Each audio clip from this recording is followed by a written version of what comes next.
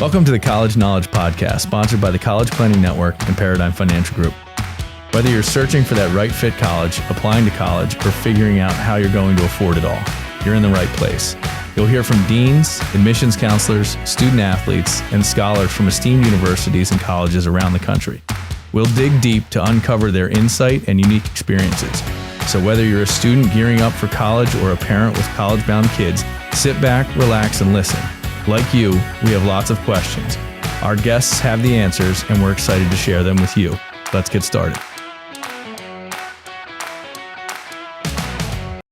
Thank you guys for being a part of College Knowledge, powered by Elite Collegiate Planning. If you didn't know, we have a free crash course on college funding at elitecollegiateplanning.com.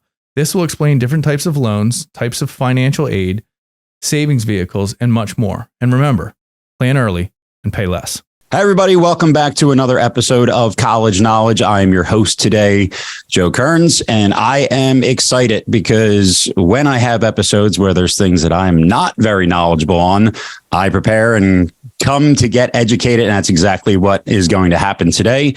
We have the honor of having Professor Char Miller from Pomona College. He is the Director of Environmental Analysis and W.M. Keck Professor of Environmental Analysis and History. Professor, thank you for joining us today. I can't wait to get into this discussion. Oh, well, thank you so much for having me. Yeah. So as always, I like to start with your background, your history, how you got to where you are. Where did you find this passion? How young were you? What's kind of your story that's led you to where you're at today? Yeah, the story is like everybody's biography. It's a little complicated. And, sure. And in a way I could say, well, it's a pretty straight line from X to A, but it didn't feel that way and doesn't feel that way. But essentially, I grew up in Connecticut, came out to California for college in the Claremont colleges where I currently teach, was totally blown away by this landscape and the community, intellectual community I found here, both friends, but also really the professors at the Claremont Consortium.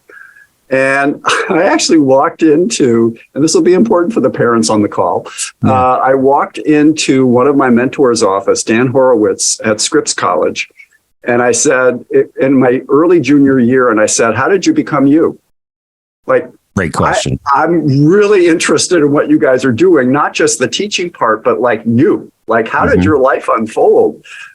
Which is much like your question. And he said, well, here's how that happened. And so I went off to graduate school at Johns Hopkins and specialized actually in cultural and intellectual history. My advisors were all sort of literary scholars and others. And yet, while I had been living in Los Angeles and having grown up outside of New York, I was totally fascinated by cities. I loved them and loved just walking them is something which I still do. So I was doing this work and then ultimately moved from Miami, where I taught for a year, to San Antonio, where I taught for 26 at Trinity University. And I realized that my real passion, though I couldn't have named it at the time, was like this intersection between urban and environmental issues. Why do cities sit in the places where they sit? Why is New York where it is? Why is San Antonio where it is? Why is LA where it is?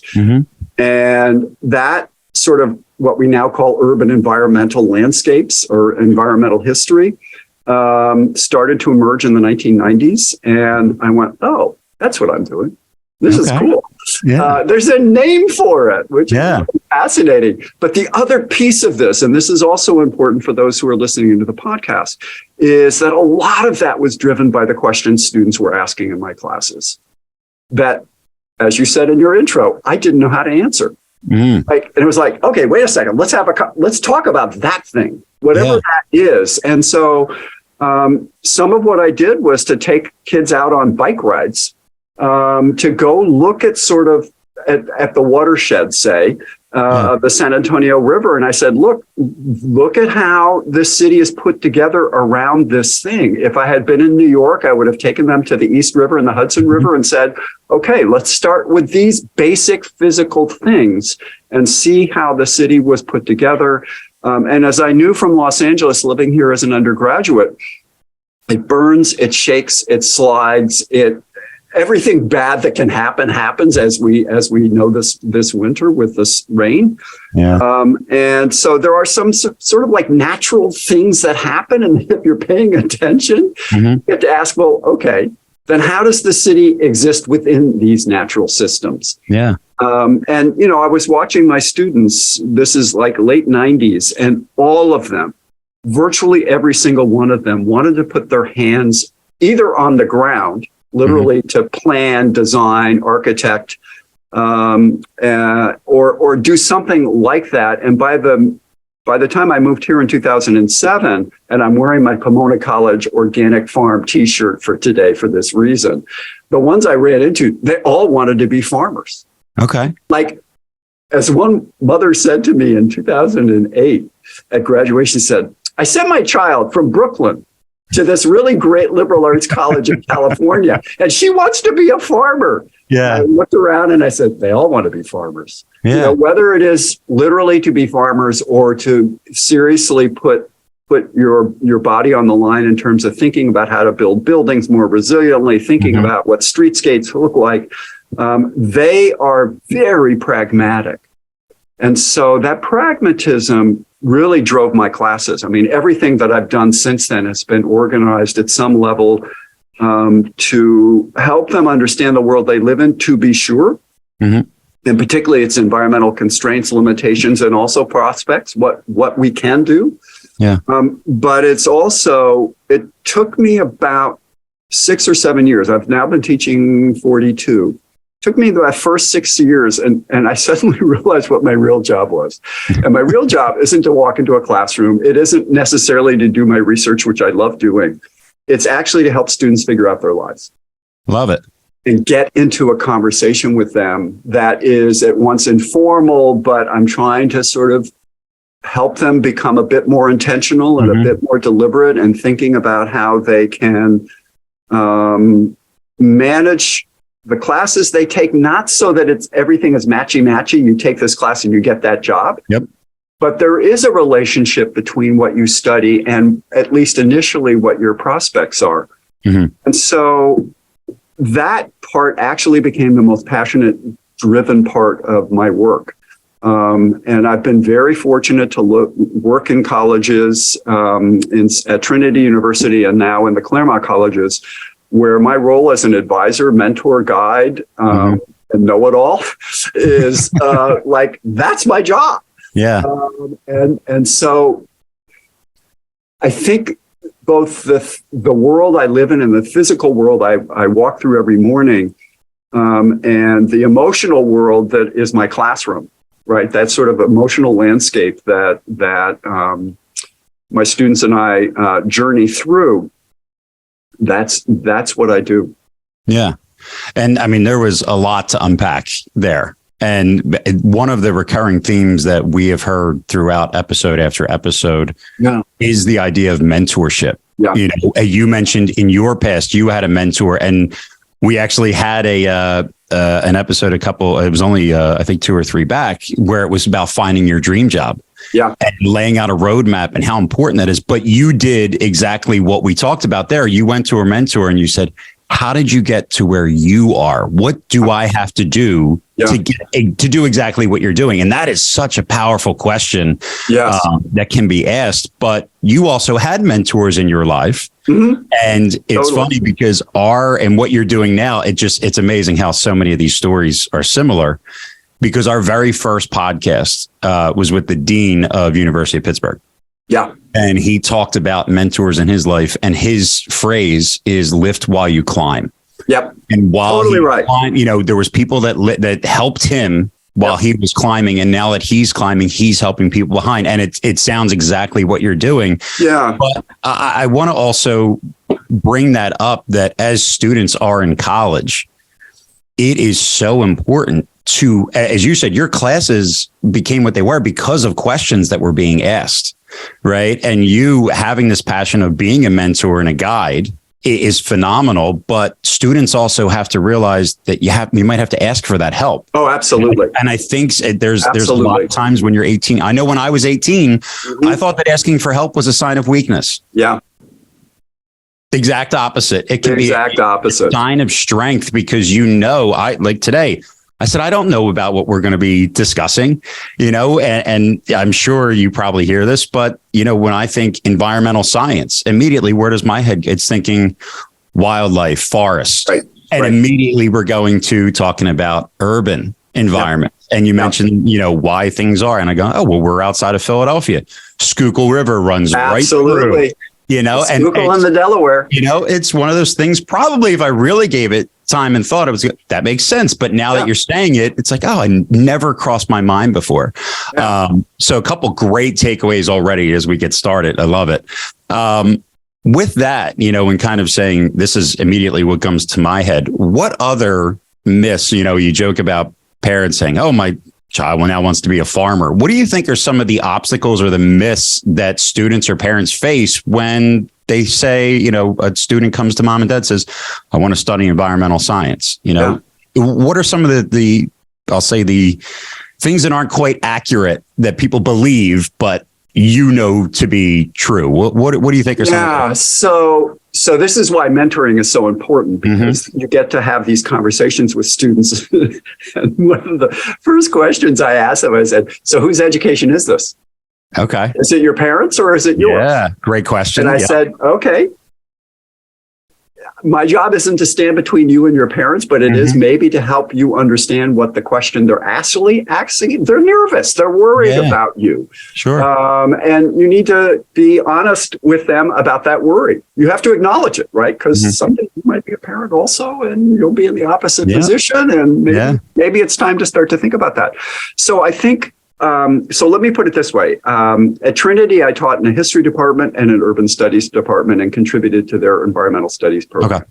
At Pomona, I'm both in the history department and now in the environmental analysis programs, which is a 5-college major, which has its own kind of craziness. Every context in which I've taught, in which I have also talked with parents, and that's one of the things I absolutely love to do, is to talk with parents who are coming for admissions day and things like that, because they're my people.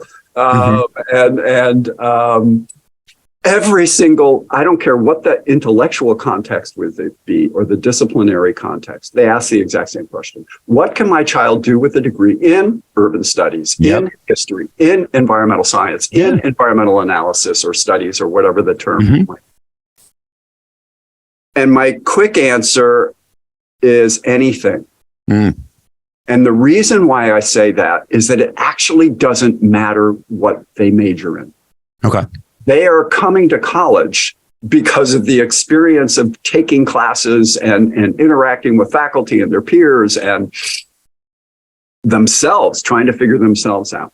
You can major in philosophy and get a dynamite job at Goldman Sachs. You can major in art history or mathematics and do nonprofit work and do really, really good work.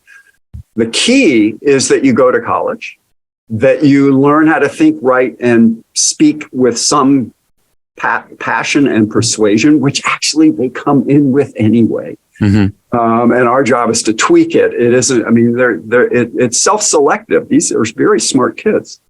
And so part of what I try to do with the parents that I get the chance to talk to is to say, back off in the most intensive senses. You need to ask the questions that you're asking. Lord knows I did with our kids. But you also need to know that in the end, it really is their education and not mine or yours. And so watch what you're doing. And so let me give you an example of a person about whom I've written a biography for whom his parents did the exact right thing. Okay.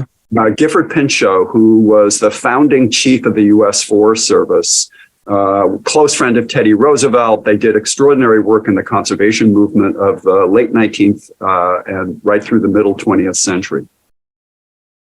I was writing a biography of him and was totally fascinated by his parents because they watched him as a child. Like as a 3 and 4-year-old. And they were often separated and writing letters to one another, which is how I started to see their parenting style. And their goal was to try to figure out what mattered to him.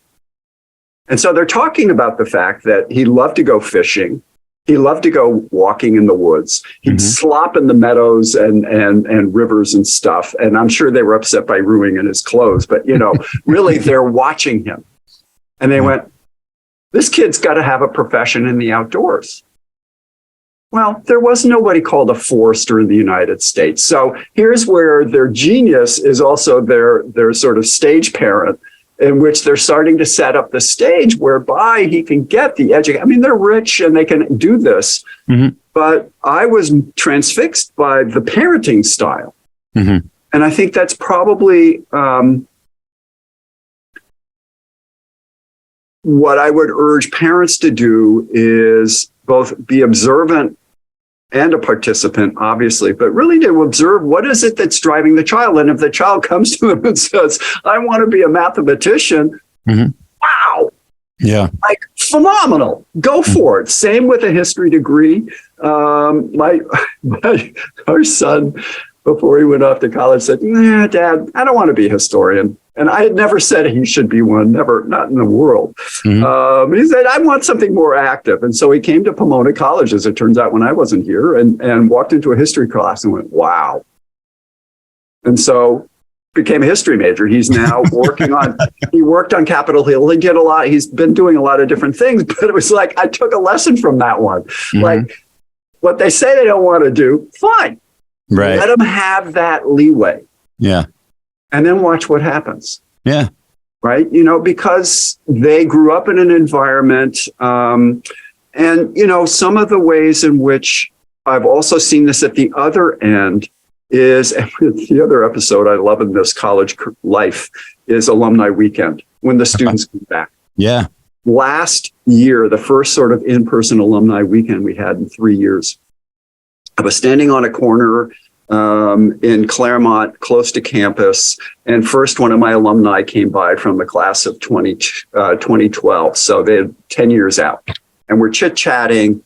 And I said, well, what are you working on? And they were telling me what their job was. And I said, well, that's really like your thesis. Your senior thesis. And they went, yeah, you're right, it is. 2 more came by. We're chit-chatting. Now we have 3 people. Then we had 6 people. And ultimately, there were 12 people on this tiny corner.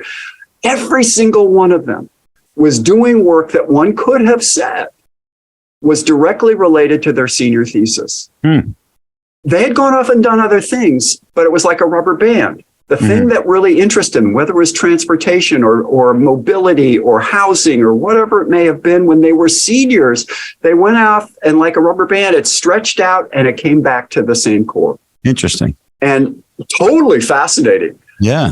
I've been dining out on this story for weeks, in part because I think it's symptomatic of the way in which the things that fascinate us when we're 18 to 21, 22 are actually signaling us about what it is that we love about the life that we would like to lead. Yeah. And it was true for me, which is why I walked into Dan Horowitz's office as a junior and said, how did you become you? But it was like, how did you become you that you get to teach, study, and think about the past? And, 40 years later, I'm a lot more aware of what that conversation may have actually meant and maybe infuse it with greater meaning than it had at the time. But it is, I think, part of the way in which, as a mentor, that's one of the things I need to do is to shut up and listen. And the same thing is true in the classroom. The classroom is, good teachers listen, I think, more than they talk. Yeah. I'm talking a lot today. I think the listening piece is really crucial. And I would say the same for being a parent. Yeah. And there was an interesting conversation I had a couple of weeks back that the recent study showed that one of the most influential times in a child's life that dictates what their career may be is actually puberty. Yeah. Because it sticks with you. And I remember going through and going, oh my God, I remember going back. My father, he worked but in his free time, he was doing accounting. He was doing taxes for people. And I remember that he did it. It was a couple extra dollars on the side, but I remember him just not enjoying it. Yeah. And I remember that was when I was, 10, 11, 12, 13 years old. Saying, all right, I remember that. And then when my guidance counselor at school said, Joe, you should really look into accounting with your fascination with numbers and formulas. And it went right. I said, I don't want to do that. I don't want to do what my dad did. Not knowing, again, short-minded, not knowing exactly what accounting was. Right. But I think that mentorship and parents and listening, right, and realizing that you're going to have a impact. Yeah. Right. And you got to listen, and you can't always push, I think, is a very valuable lesson to teach. Some of the things that you talked about there, I was also a little interested in your fields. Yeah. With the pandemic that we have and with technology that has obviously changed, since you've been teaching for a long time. Yeah. What have you seen, and what do you kind of see moving forward, specifically with your fields, with the advancements in technology, and, should we ever go through a pandemic again? How much is that impacting, good or bad, the field for I guess for you specifically? Yeah, I've been thinking a lot about that in terms of, again, mostly as a teacher, that a lot of what I think I learned during the pandemic when we did Zoom here, we were locked down for essentially 2.5 to almost 3 semesters. Yeah. And this format became the way by which I saw my students. And I was fortunate in which I could say, look, the screen only holds so many faces. I don't want somebody on a second page. I'm going to keep my classes at 14 or 15 or whatever the sort of formulation is in terms of how many boxes you can get on it. And then I did what I do here, but I did it online, which is to be available almost 24/7, since I had students who were all over the world. Okay. That got tiresome at some point, really tiring. Yeah. But, the anxiety that they and I felt about the process meant that I could alleviate if not theirs, simply by being here, which is the same thing as an office hour, right? Which I think is really important. And I wanted to come back to something that you had said earlier about the student's responsibility to walk through the door, or in this context, to reach out and say, we got to do Zoom. Yeah. Or I'm sick of Zoom. Can I get on a phone call? It's like, of course. Well, I don't care what we all are. Of course you can. Let's get on our cell phones and go for a walk, 1,000 miles apart. But there is a point, and it happens in 17, 18, 19, where, the sense of ownership on the part of the student of themselves does mean you've got to take the step. You've got to walk into the door. You got to knock on it. You've got to call. You've got to do that work. And that's also been important, so that there are moments. I mean, I'm still using Zoom for office hours, not always. I mean, but if a student is at one of the other campuses, and because it's been raining a lot in California, and for whatever reason, they don't want to slide down the hill to come to my office, I said, let's just do Zoom. It has changed. It's actually made, I love teaching on Zoom, which is rare, I suspect. But in part because I had no other option. So I'm going to love the option I've got. And in part because it was a way to be in touch with folks who are wrestling with all of these big issues. And for an hour and a half, we could put them aside. Say, okay, we're going to read Rachel Carson. We're going to have a conversation about her. Let's just ignore what else is going on in the world and have that intellectual engagement, and maybe even sort of an emotional energy will come from that. So I think some of what technology has done has helped me as a teacher offer different environments in which to do the work I do, and for the students to sort of take advantage of that. I would say from the other thing about the pandemic, is so much digitizing was going on in terms of resources for research. Yeah. I actually don't need to leave my office, which is a terrifying thought. I've got a colleague who's a French historian, and he'll now go to Paris, But he doesn't need to go to the Bibliothèque Nationale because everything he's working on is digitized. And that's largely because of the pandemic. And so he can go have fun in the City of Lights as opposed to doing his scholarship. So at some level that has helped. But I'm also convinced that, like teaching, for those of us who work in let's call it environmental studies, environmental analysis, which we call it here, you have to be out. Mm-hmm. You have to be out on the land.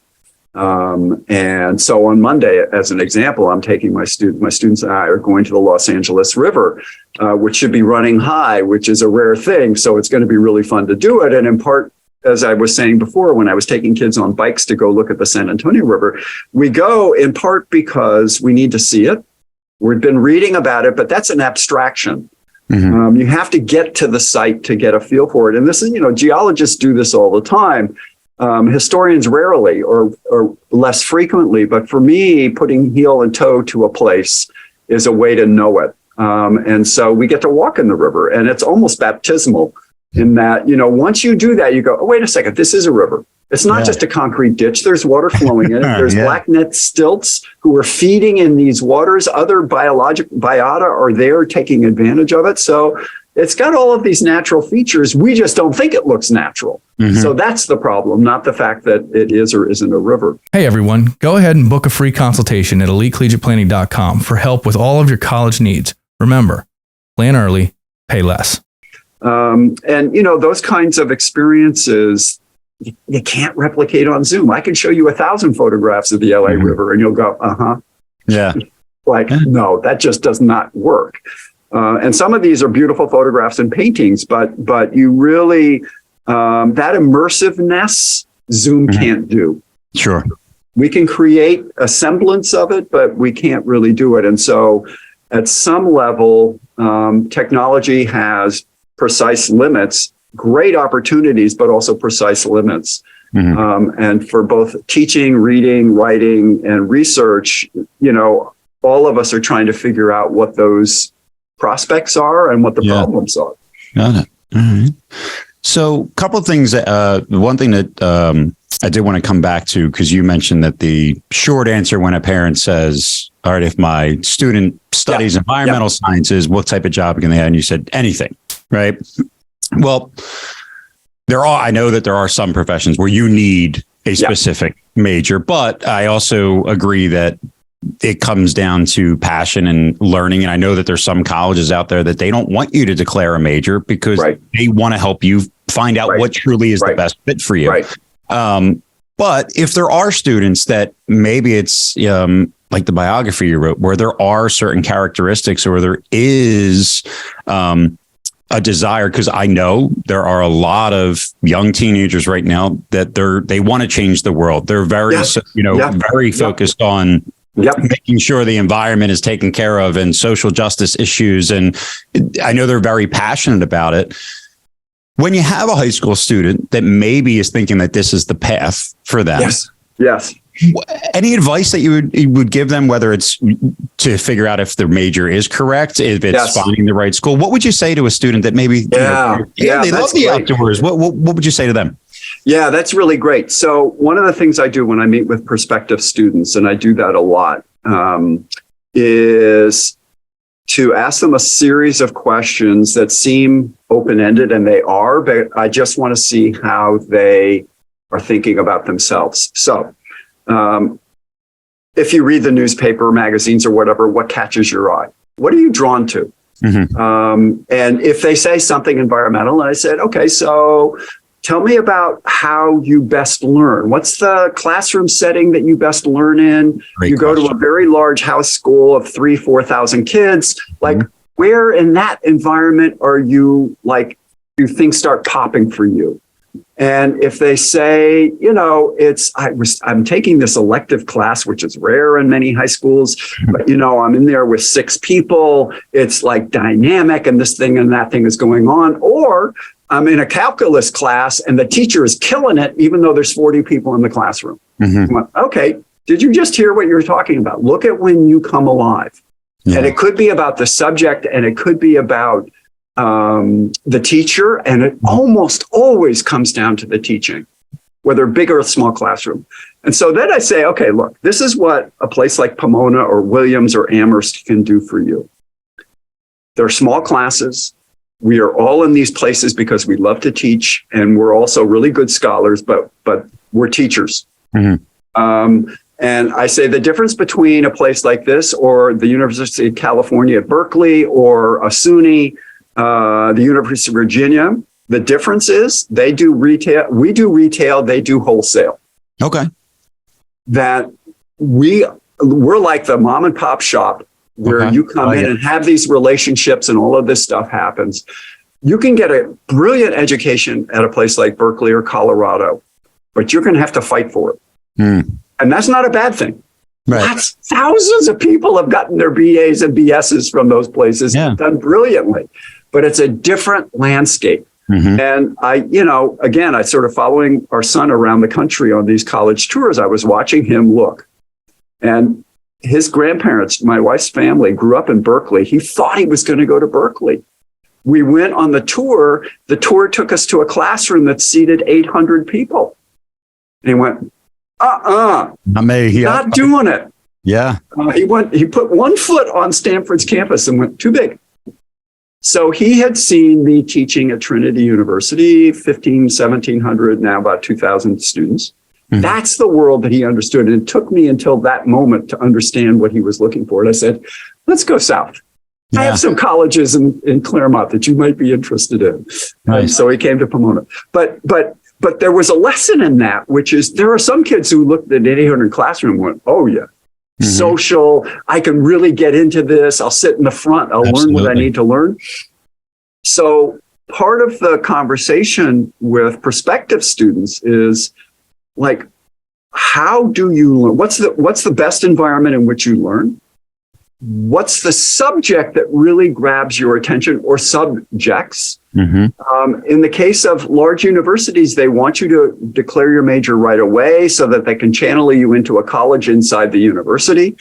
And that may work. In fact, it clearly does work. Right. Many more people go to big places than go to small places. We do the opposite, which is at the end of your sophomore year, you have to decide, well, that's 2 years in which you're basically going through the curriculum, trying to get a feel for what's going on. But that also requires being deliberate about it. Yep. And thinking out why math works for you, or environmental science works for you, or art history. There's also a guiding process that happens with that as well.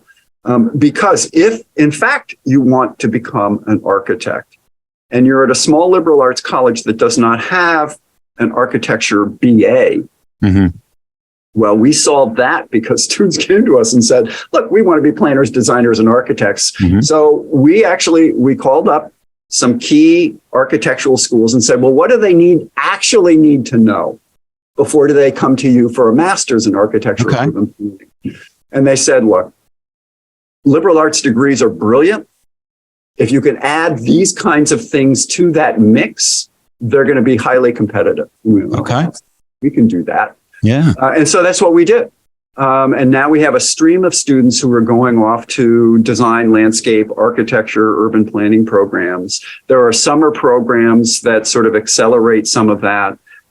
We have study abroad programs that add to that element, doing things that we don't do. And so that's part of how we've built a program that responds directly to students' needs, and then start looking out for these other options. Like, there is a thing called summer. You could take an immersion program in architecture, if that's really what you want to do, and find out whether that's what you want to do. One of my current students, a senior, did a program at Berkeley, totally loved the program. It blew his mind, but it let him know that landscape architecture wasn't what he wanted to do. Yeah. And he came into one of my classes last Friday, actually, and said to them that I didn't lose by doing that. Right. I actually gained something. I learned something about myself. I got skills, but so valuable. And the students were a little puzzled, like, wait a second, you just spent 6 weeks at a place doing all of this intense work. And he goes, trust me, negative results are positive. Yep. There's a way by which you learn about yourself in a field that you couldn't have done if you hadn't done it. So now you know it, so you go off in a different direction. Yeah. So I think that kind of fluidity that you're trying to say, be intentional, but also recognize when like a red flag pops, it's popping up for a reason. Pay attention to it. Yeah, be true to yourself. And that's one of the things that we always talk about with get in, try and find internships. Yes, that absolutely. Are in the field that you're studying, because that's where that becomes the most valuable piece that we've heard from story after story. Is you do an internship after sophomore year and you realize, I thought I wanted to do that. Yes. Now I'm going to go back and if I don't like that, there's an opposite to it. Yeah. Which also brings me to when you kind of talk about the college search, your experience with your son. Yeah. And we always focus on saying to win at the college game is you have to find the best fit school or a right fit school. And there can be more than one that are the right fit. There will be more than one. It's got to be the social fit, right? So you step on Stanford, too big, not the right social fit. The academic fit, the right programs, the right way that they teach is how the student retains information. Right. Your son goes into a classroom, sees 800 seats. It's not an academic fit.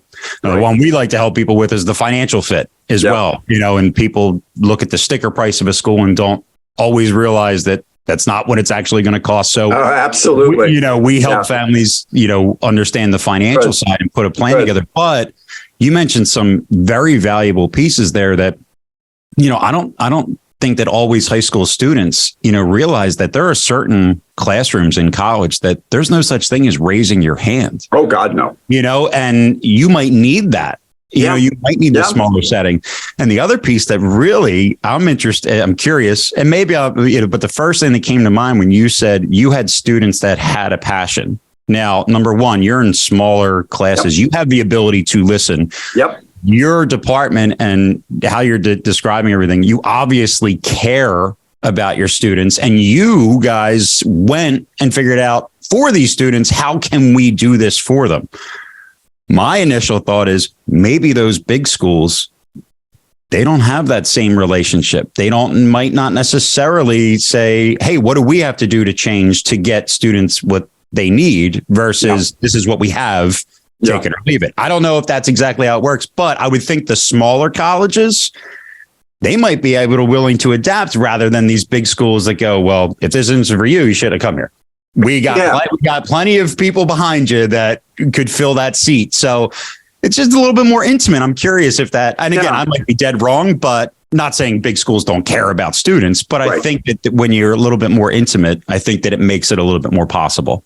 I think it does also. We're more nimble in that regard. And in part, I think it's and again, I use my own life as an example of this. I went to NYU my first year and walked up, I swear to God, I walked up to the registrar to register for classes. This is back long before there's any computers, parents. And I said my name and they said, no, what's your number?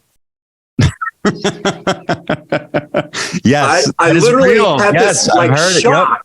I went to a small boarding school in New England. It was like, I'm a person, I'm not a number. And this is 1970, mind you. So, power people.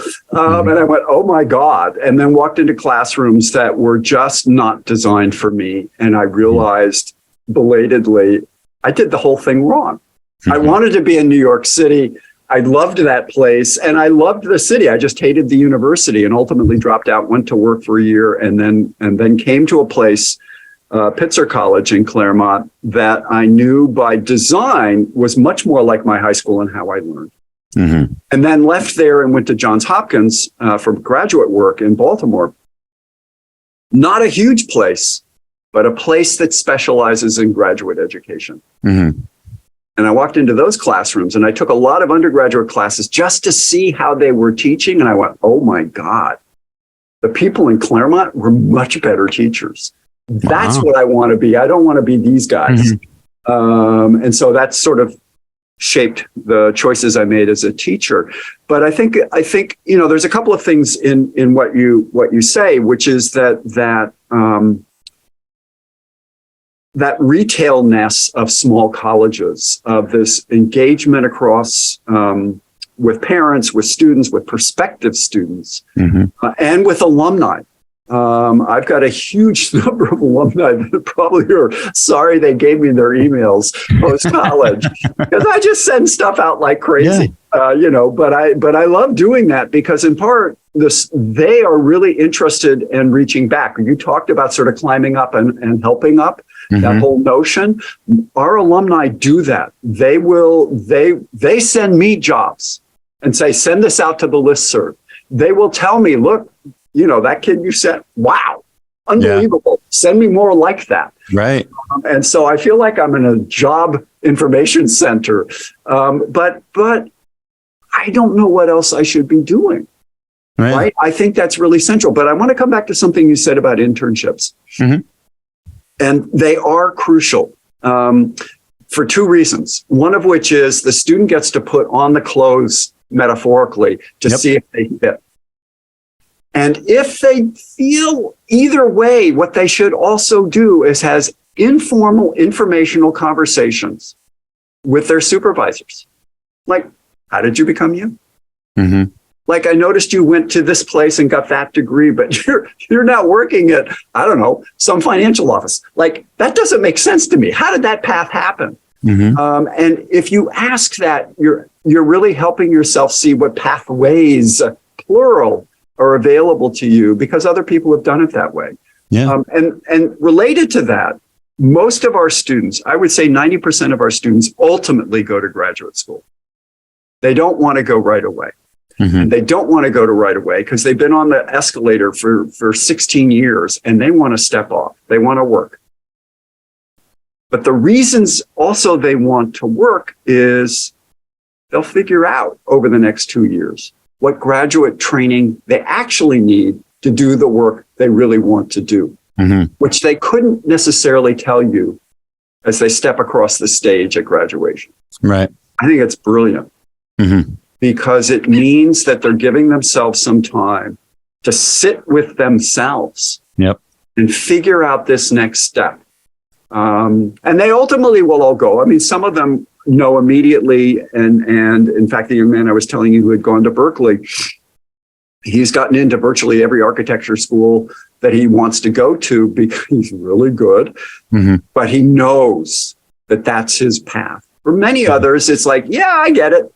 I want to work a little. I want to travel a little. I want to do whatever. And it's the same reason why you do study abroad, in part to get out of this country and see the world through the eyes of other people. Absolutely. Huge upside. And to say, as many of our students do, there's an incredible study abroad program in Copenhagen for design and landscape and architecture and stuff. But in Europe, they do it differently than the United States. Completely. I mean, it's much more sustainable and resilient and green. And they come back and they are supercharged. Like they now know where they're going, in part because they've seen how other people can imagine it in ways that we have a hard time doing. So there are so many ways by which you can get cues, signals about the world and your place in it. And if you put yourself out there, you'll find the right signal. Yeah. Man, this has been filled with golden nuggets today. I always say the golden nugget takeaway, usually there's one or two per episode, but this kind of, I wasn't sure where we were going today, but it is, I think that the biggest thing that is coming across to me today is your overall passion for this. And why I find that so important in a couple of reasons. Number one, when you visit a campus as a perspective, you're a high school senior. Please talk to a professor. You are thinking about. I cannot tell you how many conversations I've had with people that are now out of college. And when I talk to them why they chose one school over another, it came down to a conversation with a professor, and it helped make the correct decision. Because again, you mentioned exactly your story. That if you go to a school that's not the right academic fit or social fit, guys, most of the time people drop out. And sometimes that leads to more years in college, more money for college. And it's not always not always the best for a lot of families that are out there. And that's why we this message that you're saying is so powerful, because it can lead to so many positive things later on in life. But please talk to professors. You can gauge a lot on what the environment is like through a conversation, right? And hearing, just how you're speaking today, anybody that is looking for that type of relationship when you're going to college, this is what you get. People all the time say to me, college isn't worth it. It's a scam. And I go, well, listen to something like this, where you have people that are involved, more than one, typically in an environment that you're describing, guiding your students in a way that is going to make them successful in life. Yep. How is that not worth an investment? I'm sorry, right? That's as parents, it's what we all want, but you have to do it the right way. No two schools are ever alike. Yes. Right. And you can start to see that there's similarities between schools, but you get to choose where you can go to. Obviously, we can't get in everywhere. Right. But, that's right. You get to choose what type of environment you want to pursue. Yes. Do the work, understand, like you said, be true to yourself. The more that you learn about yourself and what clicks and what was that aha moment, and these are things that I really like. Great. Now let's use that to find more. You mentioned, hey, we stepped on campus at Stanford. This isn't it. Okay, there's an opposite to that. Let's go look at those schools, and see what the reaction is at that type of environment. Such valuable information that you've shared with us today. And I really appreciate what you're doing and sharing your stories and, just being honest with me. But this is the passion that exists in the college world. Yeah. Make sure. Yes, it does. And guess what, guys, when you have like Professor Miller in front of you, make sure if you're a student, you're taking advantage of that. You have someone that truly cares about you. That's not your parent or family member. That does not happen very often in this world. Yeah. So take full advantage of it. He obviously is going to be on top of you even after you graduate. So to know that you're still doing what you were supposed to be. No, he's going to be on your whole life. No, but you can go back to that alumni night if you happen to see him and tell him how great it was. This was exactly, it wasn't where I thought we were going to go today. Yeah, of course. But 100%. It's such valuable and key takeaways. I really enjoyed it. As we wrap up, I don't know if you can drop any more knowledge on us today, but anything else that, is there anything about Pomona that you would want to highlight, your program, anything that if there are students that are interested that they should know a little bit more about you? Yeah, I think what you just said resonates with all 5 of the undergraduate colleges in Claremont. And I went to one, as did my wife, and our son came to the one I now teach in. So I've got a long relationship with this community. I think we do it right.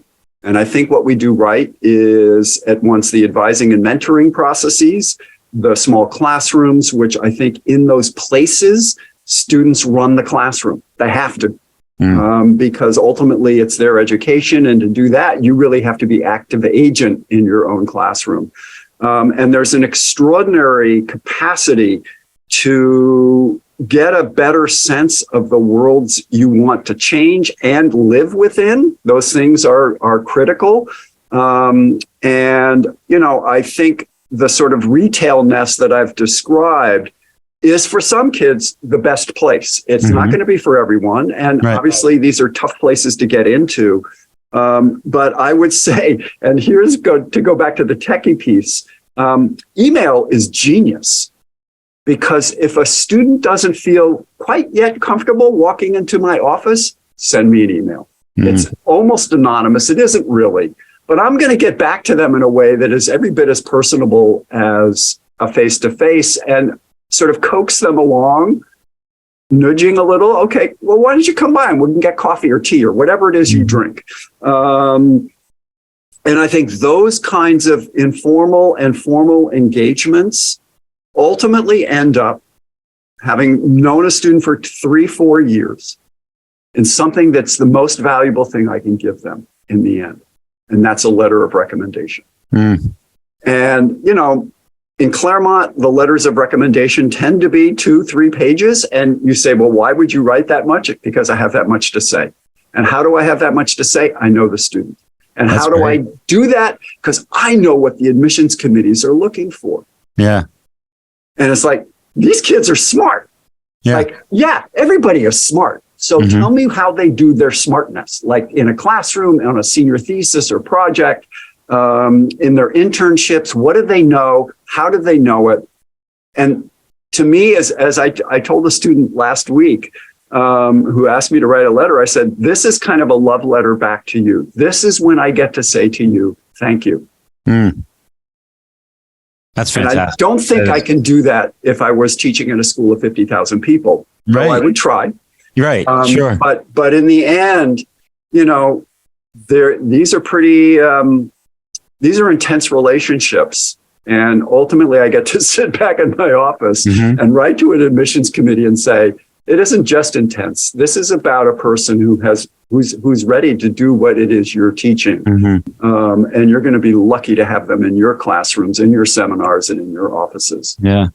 And again, going back, that I always talk about the end in mind, like what is the end goal? And if that, very powerful, because I look at that and say one of our, another episode we had was talking, there was a young man, he was thinking about transferring to Syracuse. It was a smaller school. He was in sports broadcasting. Oh, well. And so he's thinking, so, you know, he got in, and this mentor of his said, you don't want to go to Syracuse right now. And he said, why? That's like the best. And he goes, you're broadcasting. You have nobody behind you that could take your place. You're broadcasting every soccer game, right? You have no competition. You're it. You have highlight reels. You have a demo tape. You have things. You go to Syracuse, you're competing with 90 people for one position. Yeah. You know, and he said, oh, wow, that's amazing. And then as it turns out, this person just did the broadcast for ESPN's D1 National Soccer Tournament. Nice. And, you know, but if he went to Syracuse, maybe that doesn't happen. And Right. when you just described what you did about those letters of recommendation and kind of knowing, like, you know how the system works. And if this letter of recommendation is meant to, whether it's a job or whether it's grad school and getting into the grad school you want, that's right. Can you get that same letter of recommendation from a bigger school? You know, it's sometimes we have to think outside the box of where our benefits are. You would think, I want to be in sports, I have to go to Syracuse. It's one of the top ranked. But is that the best fit for your current situation? And so if you're thinking long term, that is so powerful. And again, one of those things that I wouldn't necessarily think about. If you're thinking you're trying to get into grad school, how powerful can a letter from a professor who knows exactly what to say because they know exactly what the admissions department is looking for versus the student, you know, where you're a number. Yeah. Yeah. That, you know, think about the long term, just, you know, it can play a big role. So it can. Extremely powerful. Good. Yeah.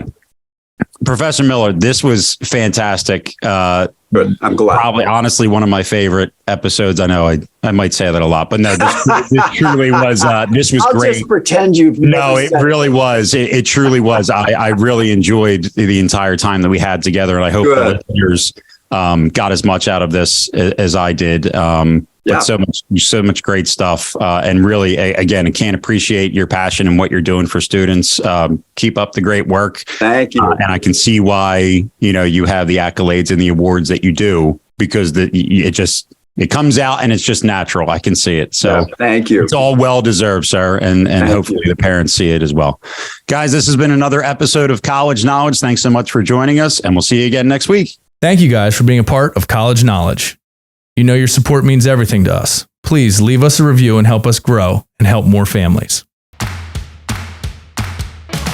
Thanks for listening to the College Knowledge Podcast with your hosts, Dave Kozak and Joe Kerins. We hope you enjoyed this week's exploration of higher education, sponsored by the College Planning Network and Paradigm Financial Group. That's all for this episode. See you next time.